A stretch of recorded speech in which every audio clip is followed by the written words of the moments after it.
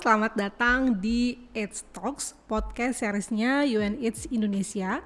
Bersama saya Ari Dewianti, Campaign Consultant dari UNAIDS Indonesia. Teman-teman, senang sekali hari ini kita bisa berjumpa kembali di episode terbaru dari AIDS Talks, yang mana pada podcast kita kali ini kita akan membahas tentang isu kesehatan mental bagi pengguna napsa. Hal ini kita bahas karena kita memperingati Hari International Days Against Drugs Abuse and Illicit Trafficking. Jadi di hari yang baik ini kita telah kedatangan seorang narasumber yang sangat luar biasa. Jadi beliau adalah Mas Wahyu Kresna.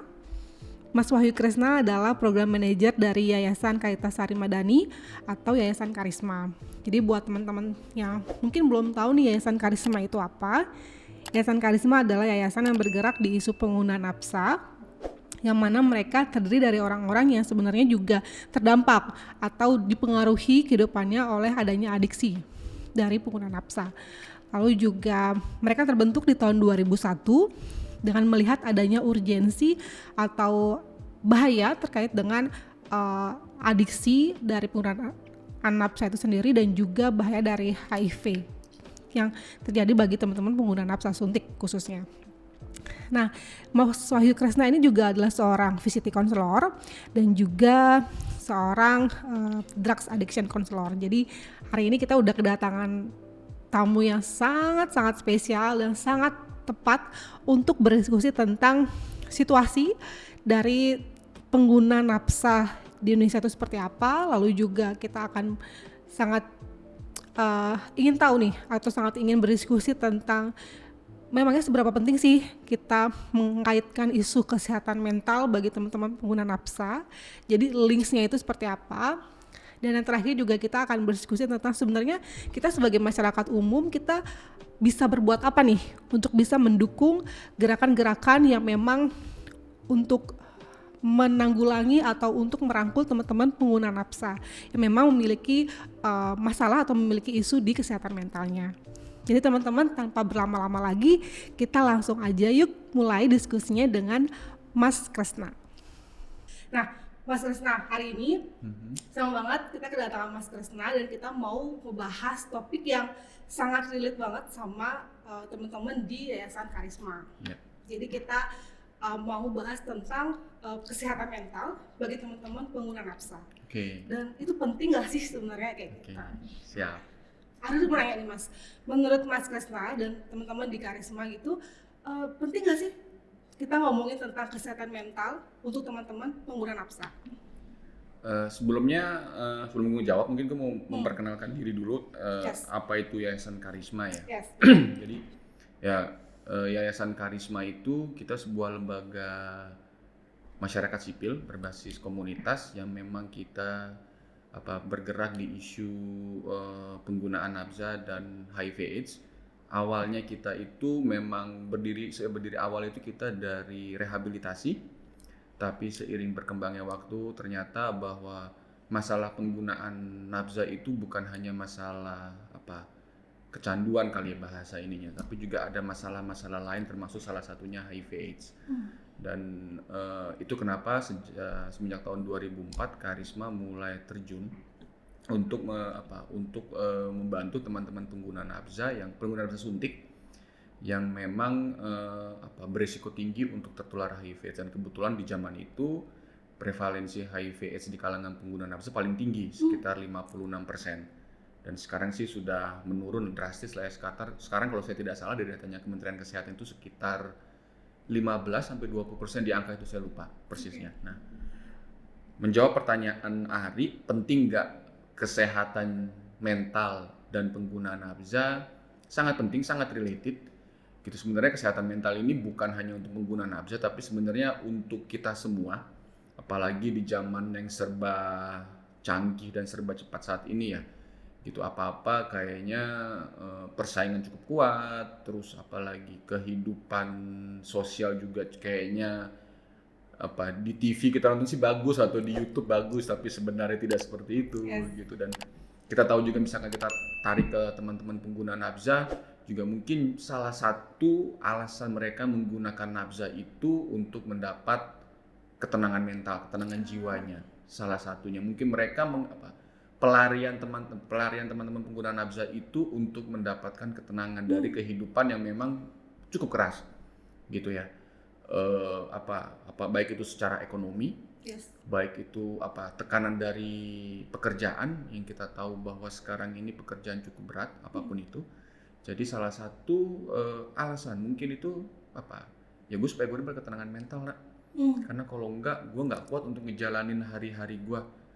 Balik lagi, apalagi misalkan gue dikejar target, jadi harus menggunakan nafza jenis A supaya gue bisa nggak tidur. Tapi kan kalau itulah di situ masalah mentalnya. Seharusnya kan kalau dalam tanda kutip orang normal itu mungkin berpikirnya, wah kalau gue harus mengalihkan ke hal-hal yang positif. Gua mungkin yang orang agamanya cukup kuat, gua akan baca Al-Quran, baca Alkitab, belajar kitab-kitab suci lah ya. Atau olahraga atau meditasi. Tapi untuk teman-teman pengguna nafza, salah satunya ya, bukan semua pengguna nafza itu alasan menggunakan nafza itu karena itu, tapi salah satunya ya kesehatan mental itu memang memang menjadi salah satu pengaruh dalam penggunaan nafza. Dan sayangnya informasi soal kesehatan mental itu di Indonesia, kita ngomongin yang umum dulu aja lah ya, jangan ngomongin spesifik pengguna nafza.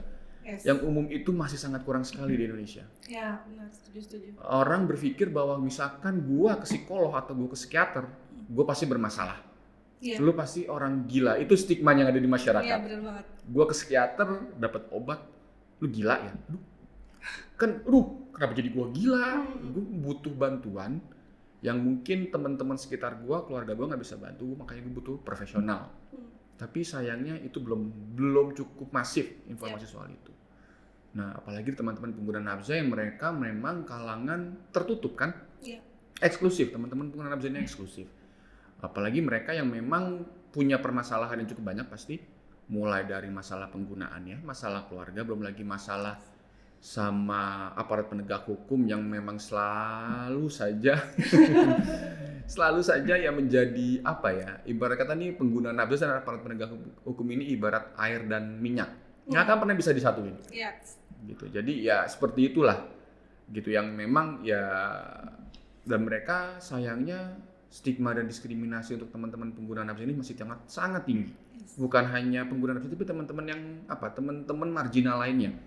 Kita tahu ada teman-teman pekerja seks, ada teman-teman sekarang yang lagi heboh soal LGBT, yaitu mereka ingin mendapatkan bantuan itu sulit sekali. Misalkan teman-teman pekerja seks mau konseling atau mau datang ke profesional ngomongin masalah pekerjaannya sebagai pekerja seks, itu mungkin psikolognya atau psikiaternya atau misalkan teman-teman LGBT, teman-teman MSM transgender mau ketemu psikiater karena tekanan dia dari keluarga, dari orang-orang sekitar karena dia sebagai transgender dan LGBT MSM, itu pasti si psikiaternya kebanyakan psikiater dan psikolog kan, kamu kok cakap-cakap kamu begitu ya, kamu tobat deh ya. Itu yang gitu ya, iya, orang padahal saya butuh gue butuh bantuan, gue punya unek-unek, gue ini berat ngejalanin hidup sebagai seorang pengguna nafza di Jakarta, di Indonesia, dan gue butuh bantuan lo. Gue nggak butuh lu judge, gue cuma butuh didengerin, atau gue butuh insight dari lo, insight yang positif. Itu sangat kurang sekali. Keluarga kita tidak bisa mengharapkan karena keluarga juga informasinya juga sangat minim. Gue yakin keluarga pengen bantu. Gue berani jamin 100% bahwa keluarga itu pasti mau anaknya berhenti menggunakan narkoba. Segala macam cara dicoba.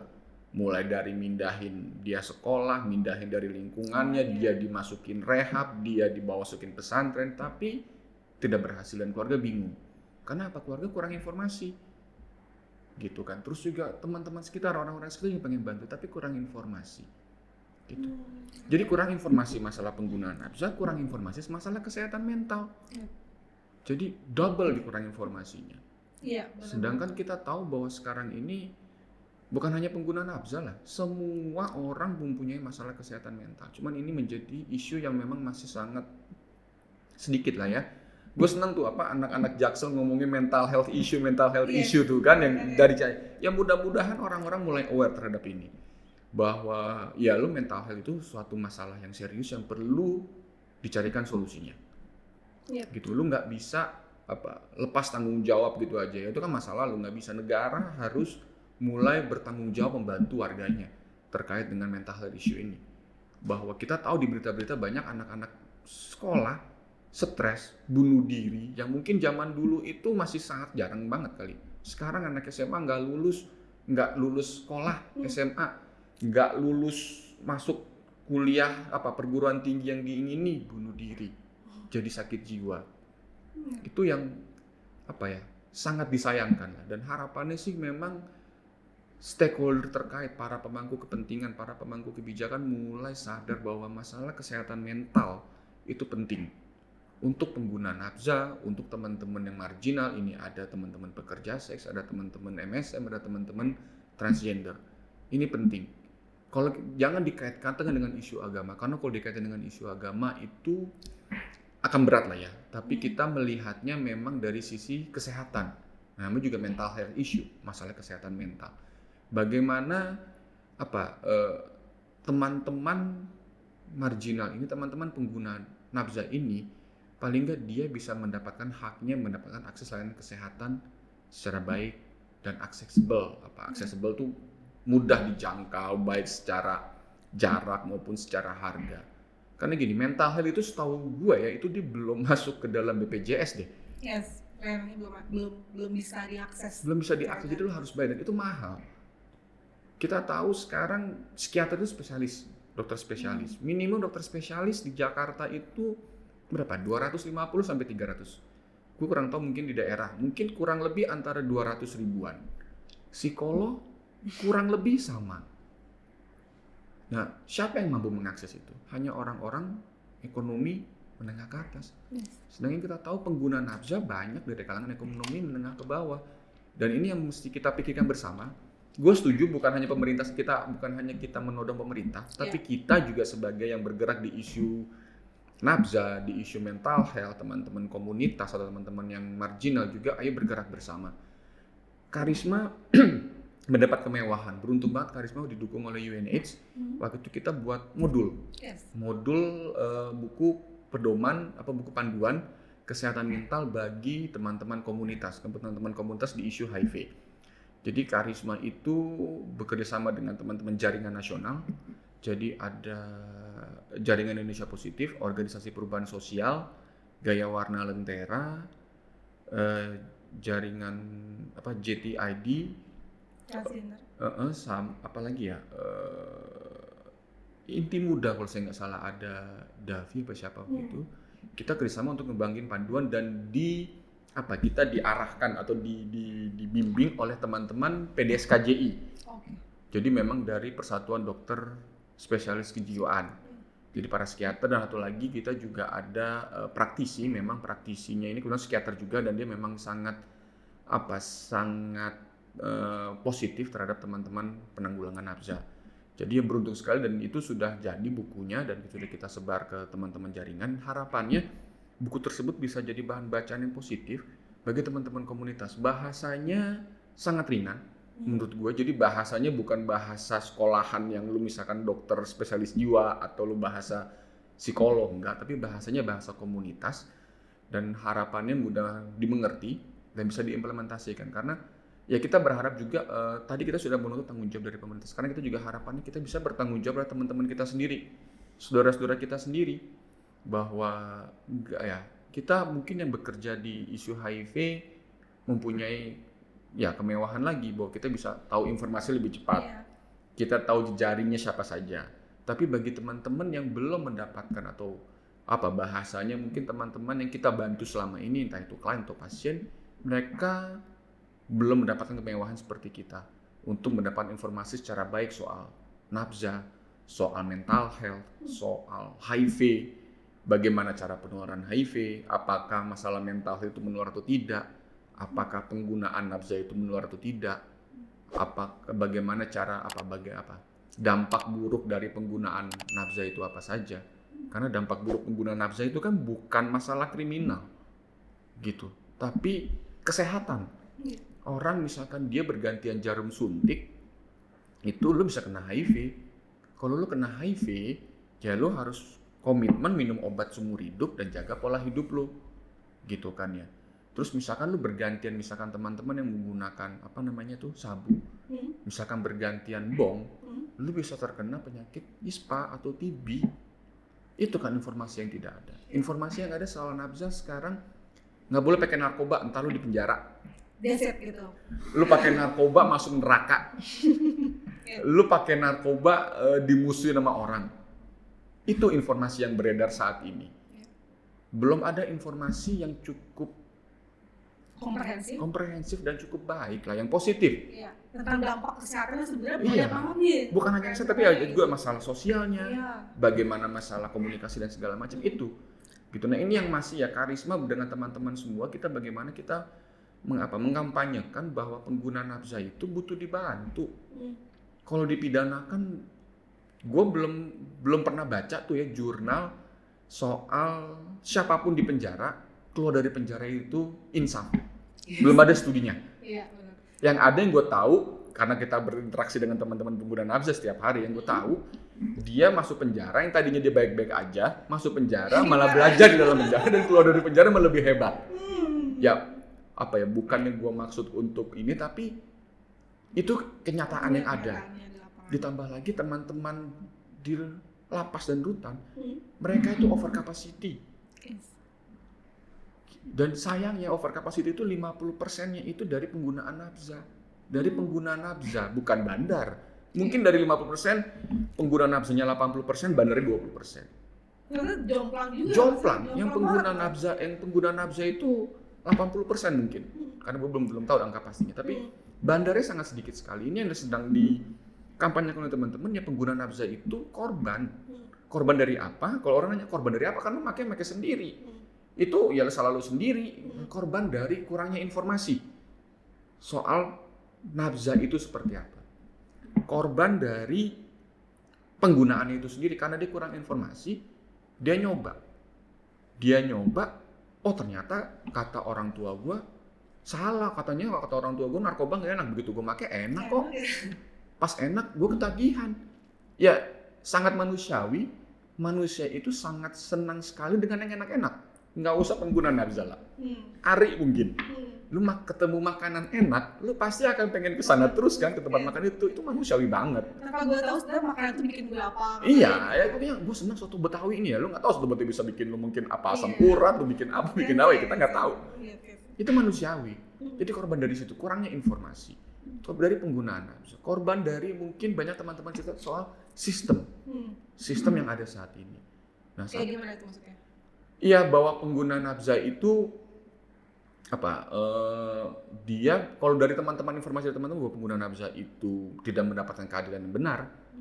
Jadi rehab itu masih menjadi barang mewah untuk pengguna nafza. Jadi misalkan ada orang datang ke polisi, pengguna nafza datang ke polisi, hanya pengguna nafza dari kalangan tertentulah yang bisa dapat rehab. Tapi sebagian besar lainnya pengguna nafza itu masuknya ke dalam penjara. Itu mainnya berarti uang ya maksudnya? Gue nggak berani ngomong sih ya. Mungkin iya, mungkin enggak, kita nggak tahu. Tapi hanya ya itu sudah menjadi rahasia umum, disiarkan di televisi. Ada para pembesar, maksudnya para artis, public figure ketangkep polisi pakai narkoba. Proses segala macam, putusan hakimnya masuk rehabilitasi. Tapi juga kita lihat juga ada acara TV soal polisi nangkep itu, iya kan? Ditangkep, dia bukan siapa-siapa, mungkin bukan dari kalangan ekonomi menengah ke atas, begitu ditangkep masuk penjara. Ini kan ketidakadilan hukum ya. Kalau memang mau seperti itu ya adil. Kalau memang misalkan si pembesar ini ketangkep narkoba, ya sama kan dengan kelompok lainnya yang lebih banyak, gitu. Atau misalkan masuk rehab, ya kasih juga yang kelompok lebih banyak ini untuk akses rehab, gitu. Jangan hanya para segelintir orang, gitu. Mas, kita merehabilitasi ya, kita langsung meloncat ke tentang rehabilitasi itu sendiri gitu Mas. Sebenarnya kalau tadi kan Mas Hasma udah bilang bahwa sebenarnya penggunaan nafsa itu menggunakan nafsa bisa jadi juga karena ada masalah kesehatan mental, khususnya di sana. Tapi ada juga yang case-nya adalah ketika dia menggunakan nafsa, ada juga nih impactnya atau dampaknya itu ke kesehatan mental. Maka kadang kita bilang rehabilitasi itu sangat berperan penting. Tapi kalau untuk ngomongin rehabilitasi sekarang itu, apakah ada integrasi tentang kesehatan mentalnya atau gimana? Gini, orang ngomongin rehabilitasi pasti orang berpikir rehabilitasi itu rawat inap, masuk di dalam kayak di satu rumah di satu tempat, lu mesti di sana selama beberapa waktu dan segala macamnya. Itu iya, tapi juga sekarang ini sudah definisi rehab itu sudah luas. Kalau zaman dulu mungkin iya, tapi sekarang tidak. Bahwa rehab itu ya bagaimana lu merehab, memperbaiki, bisa rawat inap, bisa rawat jalan. Bisa dengan obat-obatan, bisa tidak dengan obat-obatan. Tergantung dari hasil assessment. Gitu kan, dari hasil assessment ini dilakukan oleh para profesional. Gitu. Oh, ternyata dia memang pengguna ringan, pengguna sedang, pengguna berat. Dan sekarang rehab sekarang itu mereka sudah diajari tuh bagaimana merawat teman-teman pengguna nafsa. Seperti itu. Dan kalau memang misalkan ternyata hasil asesmen jadi tidak perlu direhab, jangan dipaksakan masuk rehab. Rehab itu sama kayak seperti lu ke dokter. Lu ke dokter umum nih, dicek ini, oh ini cuma sakit flu biasa aja, ya udah lu minum ini paracetamol atau apapun itu. Udah. Nggak perlu si dokter umum ini merujuk ke spesialis, nggak perlu. Sama seperti rehab. Rehab itu bukan satu-satunya jalan keluar, enggak. Rehab itu membantu, setuju. Tapi satu-satunya jalan keluar tidak. Karena mesti dipikir juga misalkan rehab rawat inap, kebetulan ini pengguna nafsa ini kepala keluarga. Dia harus memenuhi kebutuhan ekonomi keluarganya. Begitu dia masuk rehab, 2 bulan, 3 bulan, 6 bulan, 1 tahun, 2 tahun kita nggak tahu. Siapa yang akan membiayai hidupnya di sini keluarga? Apakah pihak rehab mau? Belum tentu juga. Jadi sekarang ini pendekatan rehabilitasi itu berdasarkan kebutuhan klien center. Gitu. Jadi tidak lagi beda dengan zaman dulu lah ya, bahwa rehab itu harus satu-satunya jalan paling bener. Ya mungkin lu selama dulu di rehab lu nggak pakai bener, tapi begitu ya itu apa bedanya dong rehab dengan penjara? Kalau kayak gitu kan malah di penjara mungkin orang lebih mikir, gue di penjara masih enak, masih boleh megang handphone, gue dapat ini, gue dapat itu, dapat ini gitu. Di rehab megang handphone boro-boro, kunjungan juga boro-boro gitu kan. Lu sebulan 2 bulan pertama nggak boleh dikunjungin. Gitu. Mendingan gue masuk penjara dibanding gue masuk rehab. Jadi itu persepsi yang salah. Gue harus mengakui bahwa masih ada sih rehab yang seperti itu. Cuman ya itu kalau bahasa keren itu oknum lah. Tapi seharusnya tempat rehabilitasi itu sudah mendapat peningkatan kapasitas, mendapat informasi cukup. Ya berikanlah layanan sesuai dengan kebutuhan klien. Bukan kebutuhan rehabnya untuk mendapatkan materi dari si klien. Itu kita itu sangat menyayangkan sekali. Ya gue harus mengakui bahwa ada beberapa teman-teman kita, sama ini juga lah ya, aktivis lah, aku bisa dibilang aktivis, yang memang memanfaatkan itu. Jadi pengguna nafsa ini dijadikan ladang bisnis, yaitu, mohon maaf nih, ya itu sangat-sangat rendah sekali menurut gue ya, lu membisniskan pengguna nafsa. Mas Krisna menarik sih yang Mas Krisna bilang bahwa masih banyak kesalahpahaman yang terjadi ketika orang ngomongin tentang rehabilitasi tadi, bahwa ternyata sebenarnya sekarang ini justru kalau ngomongin rehabilitasi itu akan berpusat pada sebenarnya kebutuhan klien itu seperti apa sih gitu. Tapi ketika misalnya klien setelah sudah di assessment dan ternyata klien memang lebih baik tidak rehabilitasi, apa sih sebenarnya yang perlu dilakukan oleh klien? Itu berarti udah diomongin ketika assessment ya? Kan jadi assessment itu kita akhirnya buat perencanaan, treatment plan, rencana pemulihan, rencana rawatan. Apa? Oke, kita sepakati antara si counselornya dengan si klien. Oke, kamu nggak bisa masuk rawat inap, kamu harus bekerja. Oke, atau kamu mau masuk rawat inap, misalkan pilihan, saya mau masuk rawat inap aja, tapi saya bekerja dari tempat rehab. 9 to 5 saya ke kantor, jadi berangkat dari tempat rehab, pulang ke tempat rehab. Fine, itu terserah kliennya saja dan disepakati bersama. Mungkin klien ada yang agak-agak ngeyel segala macam, oke disepakati, dikasih pengertian. Kalau misalkan lo seperti ini, kira-kira akan jadinya seperti ini nih. Nah, gimana menurut lo? Kasih informasi itu. Berikan klien informasi untuk klien bisa menentukan pilihannya. Jangan disekat-sekat informasinya untuk kepentingan lembaga rehabilitasi, itu sangat tidak baik. Lu buka informasi sebanyak-banyaknya. Nih, A, B, C sampai Z. Terserah lu mau pilih yang mana. Kita kasih tahu juga risiko-risiko dari pilihan-pilihan yang ada. Kasih tahu secara jujur. Lu ambil A risikonya ini, lu ambil B risikonya ini, lu ambil C risikonya ini. Dan juga tempat rehab juga harus mengakui tempat rehab itu bukan tempat penyembuhan, bukan. Gitu. Jadi kalau lu memang nggak mampu, lu ngomong nggak mampu, lu bisa rujuk masalah mental health. Nggak mampu Karisma, apa yang Karisma lakukan? Karisma merujuk ke psikolog, psikiater yang ada. Kita berjejaring lah dengan puskesmas, dengan rumah sakit. Nih, gue punya klien yang ini kan ada katanya pengguna apa? Ada misalkan menggunakan nafsu, terutama menggunakan sabu dan segala macam itu bisa jadi dual diagnosis dan segala macam. Ya itu kita rujuk. Kita menangani masalah penggunaan nafsunya. Psikiater dan psikolog menangani masalah mental health-nya. Jangan jadi palu gada. Apa lu mau gua ada, jangan. Itu jadi dia nggak perform, ini nggak bagus jadi kualitas yang terkasih. Kalau lu palu gada nggak akan bagus. Lu semua ini nggak bagus kan? Ya sudah ada ininya masing-masing lah. Sama seperti perusahaan. Nggak mungkin perusahaan besar itu menyediakan segala macam kebutuhan warga. Pasti ada yang untuk minyak, ada yang untuk teknologi, ada yang untuk telekomunikasi, ada yang untuk apa. Itu sudah dari sananya. Sudah ada porsi-porsi, jangan lu makan semua, kasarnya gitu ya. Kalau lu makan semua, kasihan klien, korbannya klien. Mas, aku mau klarifikasi juga, kan memang ketika kita ada klien yang mau rehabilitasi, dia assessment dulu, dan di situ juga sebenarnya ada integrasi tentang kesehatan mental klien ya. Termasuk tadi juga sama Mas Presiden bahwa ketika kita melihat bahwa ternyata ini ada masalah kesehatan mental, berarti kita kalau kita memang sebagai lembaga rehabilitasi belum punya layanan, kita rujuk gitu. Tapi itu kan di Karisma ya, jadi sebenarnya udah situasinya udah baik. Tapi kalau rehabilitasi yang lain itu apakah prosesnya sama seperti itu juga memikirkan atau mempertimbangkan tentang isu kesehatan mental dan si pengguna nafsa? Kalau lembaga rehabilitasi itu sudah diberikan kapasitas oleh BNN, Kementerian Sosial, dan sudah diedukasi, sudah di assessment untuk kan sekarang lembaga rehabilitasi ini ada SNI-nya nih, dilakukan oleh BNN. Kalau sudah dapat dilakukan SNI, seharusnya mereka melakukan itu, seharusnya ya. Tapi kan balik lagi, gua nggak bisa ngatur mereka itu, gua hanya bisa menjaga Karisma. Lembaga rehabilitasi ya kalau kita ngomongin ideal, ya idealnya mereka harus begitu dong, idealnya. Cuman kita tahu banyak sekali di dunia ini tidak ideal. Jadi gue nggak berani ngomong mereka paham atau enggak. Harusnya mereka kalau udah SNI mereka harusnya melakukan itu. Tapi ya kita tahu juga, balik lagi bahwa ya tidak ideal, bahwa masih ada mungkin yang dalam tanda kutip yang belok-belok dikit.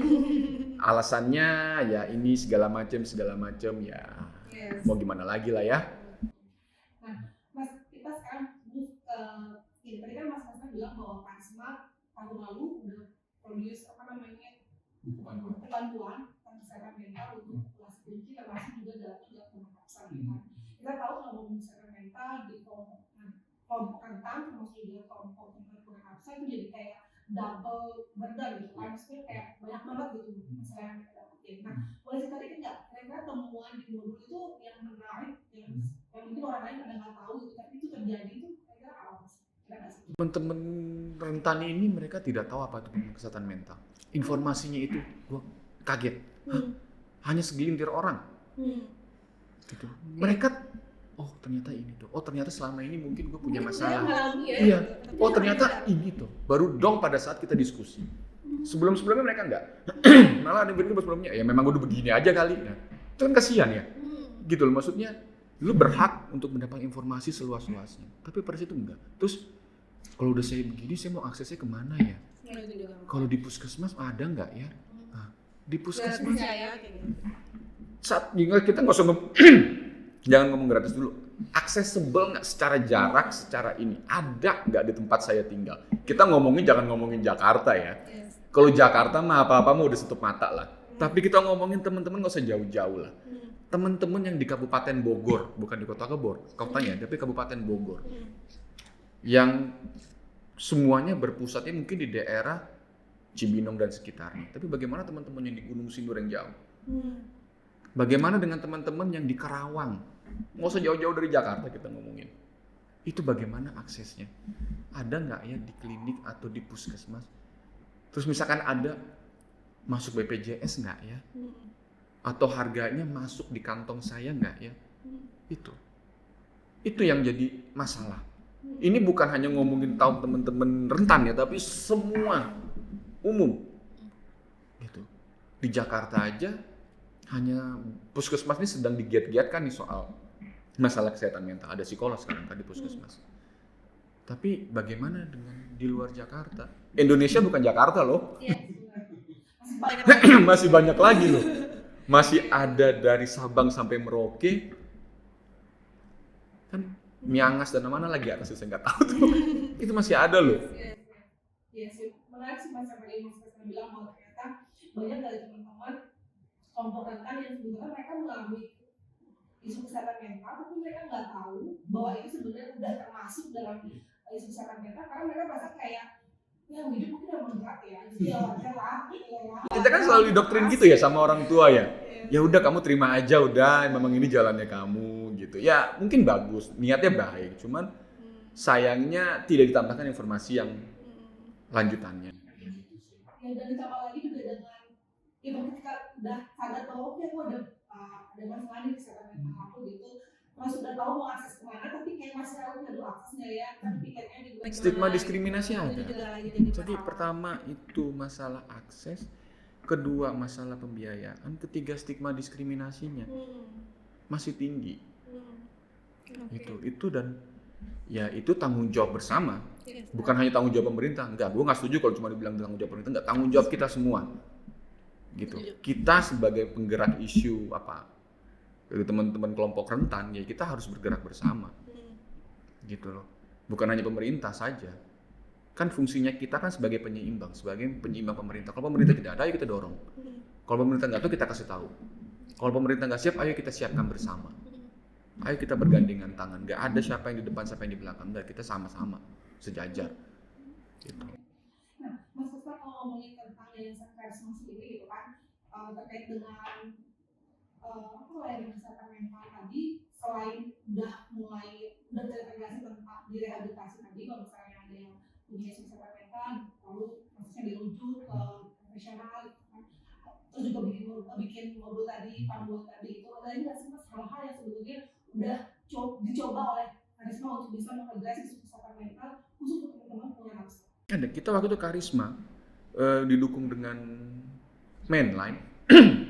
Kita buat modul kesehatan mental untuk petugas puskesmas. Jadi kita training ke 14 apa 24 puskesmas di DKI Jakarta. Gitu. Jadi kita training teman-teman petugas puskesmas terkait dengan kesehatan mental. Jadi paling nggak teman-teman puskesmas ini paling nggak bisa screening awal dulu, kan ada screening awal tuh SRQ 29 kalau saya nggak salah.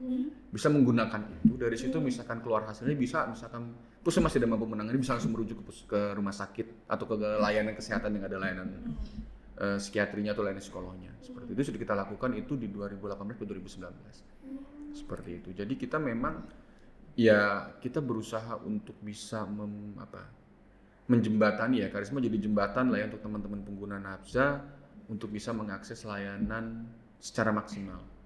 Ya cuman sayangnya memang karisma punya keterbatasan. Kan karisma sudah mentraining itu, sudah diskusi dengan dinas kesehatan, sangat disambut dengan antusias.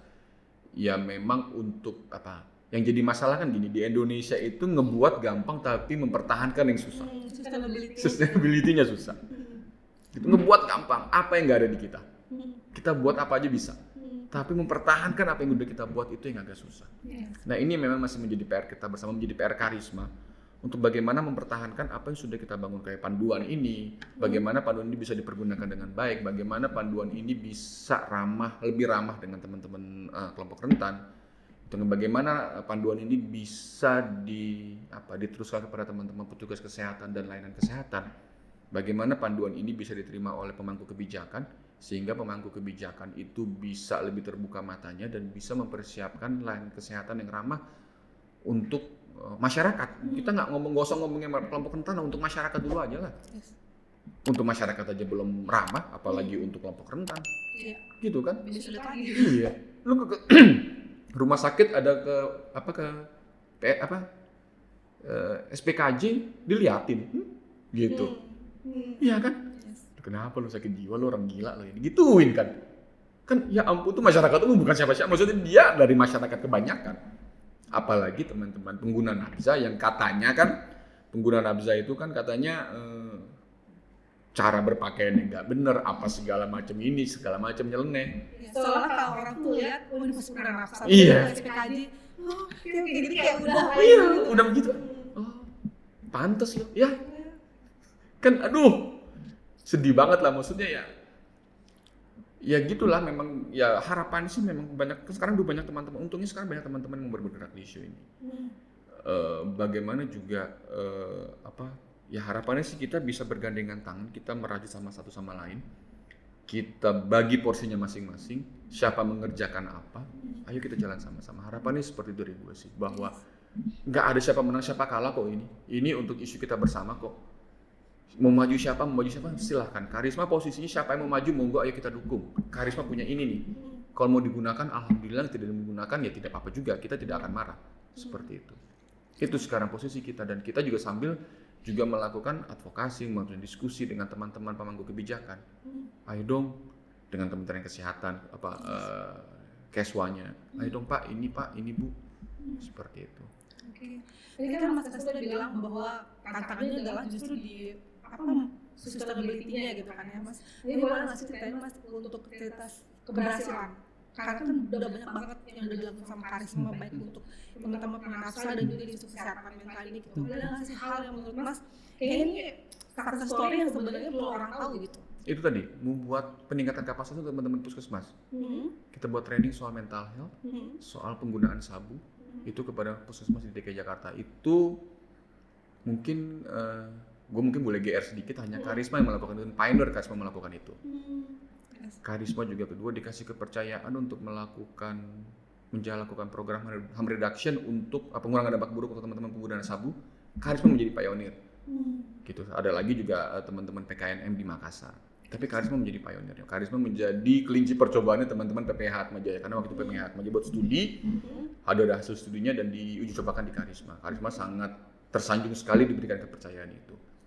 Ketiga, Karisma juga dengan dukungan lembaga mitra juga, kita membuat peningkatan kapasitas kepada teman-teman aparat penegak hukum, dalam hal ini polisi, terkait dengan HIV/AIDS dan harm reduction. Gitu. Jadi kita waktu itu buat training di 22 distrik Polres, di 22 distrik dengan bantuan ada IAC, ada Mainline untuk buat peningkatan kapasitas. Hasilnya bahwa ya paling nggak teman-teman kepolisian itu paham bahwa lu nanganin orang-orang pengguna narkoba harusnya seperti ini loh, lu nanganin orang yang HIV positif harusnya seperti ini dong, seperti itu. Oke. Berarti sebenarnya pendekatan itu udah sangat komprehensif ya Mas. Maksudnya nggak hanya mengedukasi teman-teman pengguna narkoba, tapi juga mempersiapkan teman-teman di bagian sampai stepnya kayak misalnya media layanan dan juga pihak kepolisian yang biasa jadi momok teman-teman pengguna narkoba, dan juga keluarga, generasi keluarga teman-teman pengguna narkoba. Oke. Nah, akhirnya Mas, aku pengen tahu nih dari Mas Karisma dan untuk teman Karisma sebenarnya apa sih yang bisa dilakukan untuk teman-teman masyarakat umum untuk bisa mendukung kerja-kerja yang lagi dikerjain sama Karisma di isu mental, di isu penanganan saja. Ya, kita harapannya kita terus-menerus melakukan edukasi kepada masyarakat terkait dengan masalah nafsu dan mental health ini. Karena ternyata masih banyak banget orang yang nggak tahu informasi yang baik dan benar secara komprehensif tentang masalah nafsu maupun dengan masalah mental health. Dan Karisma butuh bantuan semua pihak. Karisma itu hanya setitik garam di lautan, jadi Karisma tidak bisa ngapa-ngapain juga. Gitu, jadi ya butuh bantuan semua pihak, butuh bantuan dari UNAIDS. Kita alhamdulillah sering kali mendapatkan bantuan dari UNAIDS. Kita juga mendapat bantuan dari teman-teman mitra yang lain, gitu kan, juga dari teman-teman jaringan. Kita punya hubungan yang sangat luar biasa baik. Jadi ya beruntung, dan itu kita butuh bekerja bersama. Karisma nggak bisa sendiri. Karisma bukan siapa-siapa. Tapi kalau kita bekerja bersama, gue yakin isu masalah nafza, masalah mental health, masalah HIV/AIDS atau masalah kelompok rentan ini ya bisa kita selesaikan satu persatu. Karena ini sekarang ini udah kayak benang kusut, nggak tahu mana ujungnya. Ya kita pelan-pelan cari ujungnya. Kalau udah ketemu ujung yang satu, kita cari ujung yang lain. Ayo kita urai satu-satu. Emang nggak gampang, pasti berat banget, apalagi dengan situasi kondisi saat ini. Kita tahu bahwa ngomongin masalah nabza, ngomongin masalah HIV, ngomongin masalah mental health itu masalah moral. Dan kita tahu orang Indonesia moralnya sangat luar biasa tinggi. Ekspektasinya Mas. Oh ya. Itu harus Ya. idealnya tuh seperti ini. Oke. Ya jadi ya gue nggak tahu di dunia, kita memang mesti bekerja bersama. Ya dengan porsinya masing-masing. UNH porsinya apa? Lembaga PBB yang lain porsinya apa? Teman-teman jaringan porsinya apa? Karisma organisasi masyarakat berbasis komunitas porsinya apa? Ayo kita kerja sama-sama. Nggak perlu takut ada saling ambil apa. Oh, ntar lu ngambil ini, gue ngambil, nggak perlu takut itu, nggak ada. Menurut gue ya kita kerja sama-sama. Apa yang bisa lo lakuin, apa yang bisa gue lakuin, ayo kita gabungin. Itu gue yakin insya Allah lah itu akan bisa untuk kita paling tidak memang tidak bisa menyelesaikan semua masalah, tapi paling tidak kita berjalannya maju walaupun cuma selangkah. Itu sih. Itu Ari dari gua. Oke, terima kasih banyak Mas Rizka untuk diskusinya hari ini gitu kan. Jadi mungkin buat teman-teman yang butuh informasi tentang rehabilitasi dan juga tentang adiksi terhadap nafsa, itu bisa banget menghubungi teman-teman Karisma. Cara menghubunginya gimana? Kita ada website www.karisma.or.id. Kita ada di Instagram kita Karisma JKT. Kita juga ada channel YouTube. Mohon di subscribe teman-teman dan di like. Instagram juga mohon di follow. Terus itu kita. Ada di Facebook juga kita. Jadi lengkap ya? Lengkap. Jadi mohon teman-teman kalau ingin mencari informasi ya bisa melalui website kita, Instagram kita, Facebook kita, YouTube kita, gitu sih. Oke. Terima kasih banyak Mas. Terima kasih banyak Ari.